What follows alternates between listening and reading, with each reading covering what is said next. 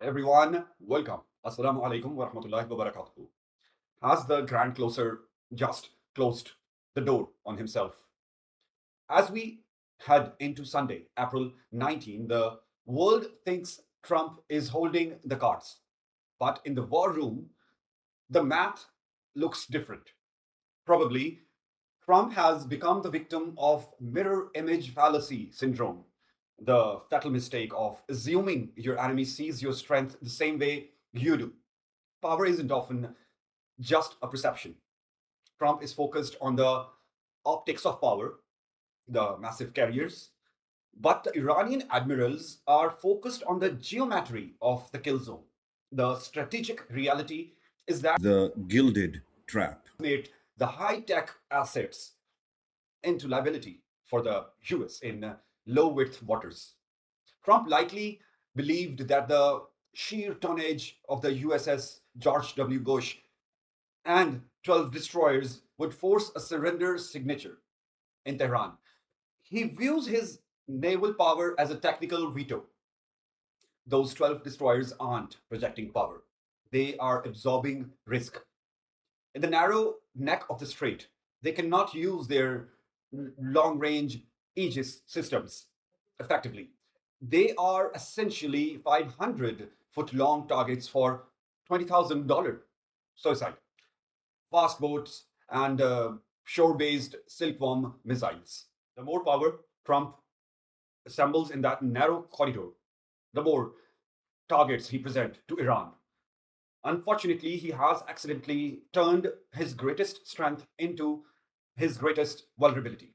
The 12 destroyers are on the knife fight in a telephone booth. He thinks he's blockading Iran, but he's actually sitting in the middle of killing zone.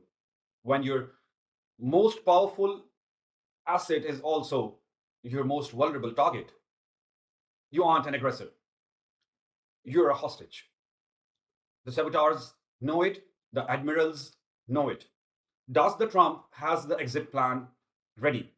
The more stay sovereign. The strategy must shift from threat to extraction. Trump needs the Islamabad Accord not just for a good deal, but to get his fleet out of that trap without losing face or a carrier. Our analysis from the Ideal Vibes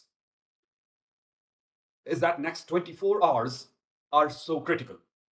If the signing doesn't happen on Sunday, the US Navy will have to either attack or risk total loss or retreat and lose the election's momentum. Do you think the US admirals be advising Trump a tactical rearward movement tonight? Pakistan Zindabad. Actually, on Saturday night, April 18, 2026, the situation shifted into what we call a tactical deadlock. Trump is playing a game of maximum pressure, but he's doing it from inside a kill box. That his own admirals increasingly worried about. The USS George W. Bush and its strike group, along with the 12 destroyers, are currently the most powerful and most vulnerable targets on the planet. The problem is, modern naval warfare depends on standoff distance. By sitting in the narrow strait, only 21 miles wide, these ships have surrendered their greatest advantage, room to maneuver. They are in a trap. If a war starts tonight, the IRGC doesn't need high tech guidance to find these ships. They are stationary targets in a congested corridor, surrounded by hundreds of Iranian smart mines and swarms of low cost suicide drones. Iran has already successfully flipped the script by accusing the US of naval piracy for blockading their oil. They are positioning themselves as the defenders of navigation. Iran's closure of the Strait today wasn't just a tantrum, it was a strategic veto. They are telling the world, if the US can block our oil, we can block everyone's oil.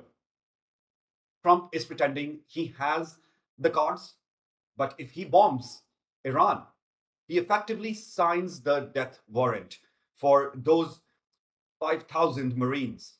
The admirals know that once the first missile is fired, the strait becomes a graveyard. Trump wants the uranium exported before lifting the blockade. Iran wants the blockade lifted before they open the strait. He is trapped by the very blockade he created. Pakistan is working to bridge the gap, but the clock is ticking. Will the sovereign shield hold, or has the trap already snapped shut? Stay sovereign. As an analyst, I would say the strategy must change. The US cannot bomb its way out of a narrow strait where its own ships are the primary target. The only sovereign exit is the Islamabad Accord. Pakistan, Zindabad.